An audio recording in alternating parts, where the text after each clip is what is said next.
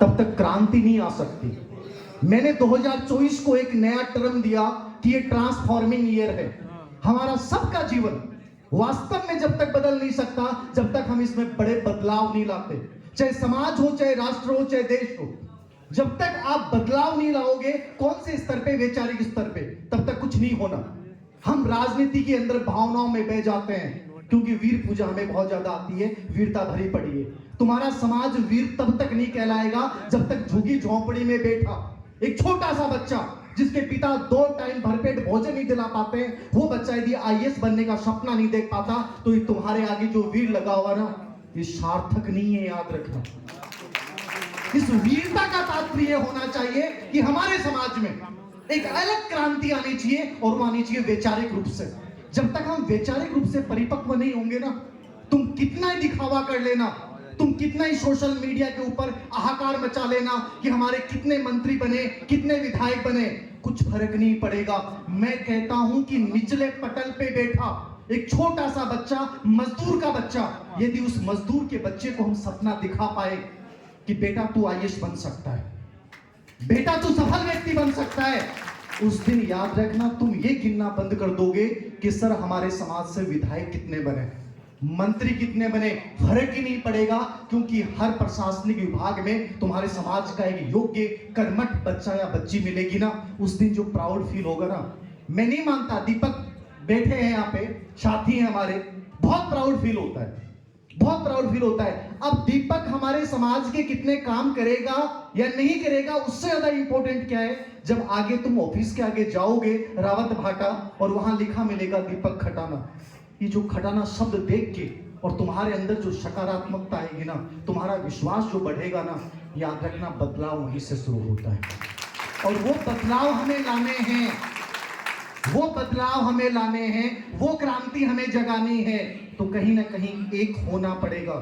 मतभेद हो सकते हैं, मनभेद भी हो सकते हैं, एक परिवार में बहुत सारे बिखराव हो सकते हैं, लेकिन समाज बिखर गया, समाज के टुकड़े होने लग गए। मैं कह रहा हूं आने वाली पीढ़ियां रोएंगी, और आज जो अपने प्राउड फील करते हैं ना कि हम वीर समाज से हैं, वीर गुजर समाज से हैं, वो हम सबको गालियां देंगी कि तुम लोगों ने उनके लिए विरासत क्या छोड़ी।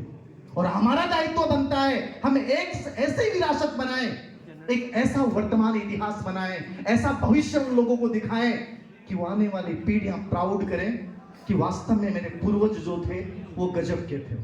और ये हमें करना पड़ेगा, और ये कोई एक व्यक्ति नहीं कर सकता। धीर सिंह धाबाई चाहे कि मैं कर दूं, पॉसिबल नहीं, हम सबको मिलके करना पड़ेगा। समाज एक से नहीं बदलता है, समाज सबके सामूहिक प्रयास से बदलता है।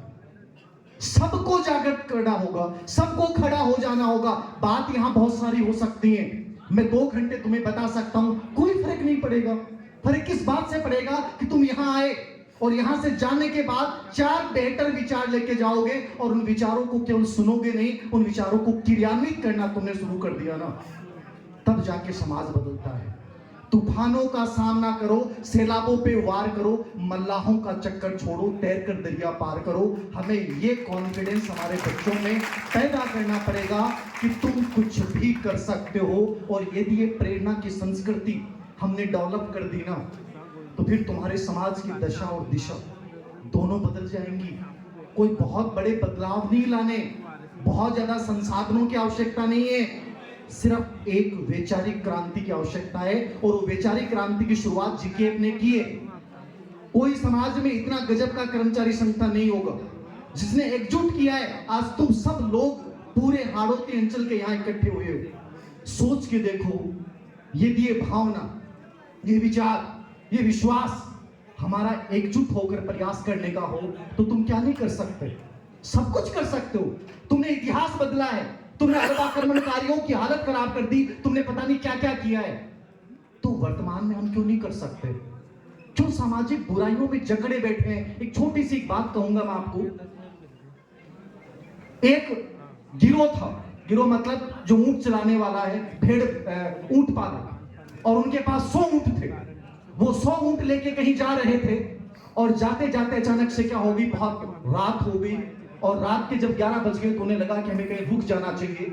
और वो एक जगह पे सोचा कि रुक जाते हैं, और जहां रुके वहां क्या हुआ कि 12 बज गए, अब सब ऊंटों को बांध दिया उन्होंने, 99 ऊंटों की खूंटियां और रस्सी से बांध दिया, लेकिन एक ऊंट बच गया। उसकी रस्सी कहीं रास्ते में खो गई होगी, घबरा गए कि एक ऊंट यदि खुला रह गया तो ये चला जाएगा और एक जाएगा तो 99 पे भी असर होगा। तो वो जिस जगह रुके वहां एक सराय का एक व्यक्ति था, उसके पास गए कि साहब एक काम करो, हमें एक खूंटी और एक रस्सी दे दो। उसने कहा कि खूंटी और रस्सी तो नहीं है, आप एक काम करो, उस ऊंट को बांध दो। उन्होंने कहा कैसी बातें कर रहे हो, बांध कैसे देंगे, हमारे पास ना खूंटी है ना रस्सी है। उसने कहा आप तो बांध दो। बोले बांधेंगे कैसे? बोले मैं बता रहा हूं वैसे बांध दो, रस्सी गले में यूं कर दो उसके और खूंटी की आवाज कर दो और ऊंट की तरफ यूं कर दो, ऊंट बैठ जाएगा। उन्होंने वैसा ही किया, खूंटी की आवाज की, गले में यूं हाथ डाला और ऊंट की तरफ इशारा किया, ऊंट बैठ गया। सुबह जब हुई तो सब भाग के गए कि ऊंट क्या है, ऊंट तो बंधा हुआ था। सब ऊंटों की रस्सियां खोल दी, सब खड़े हो गए, लेकिन वो ऊंट खड़ा नहीं हो रहा।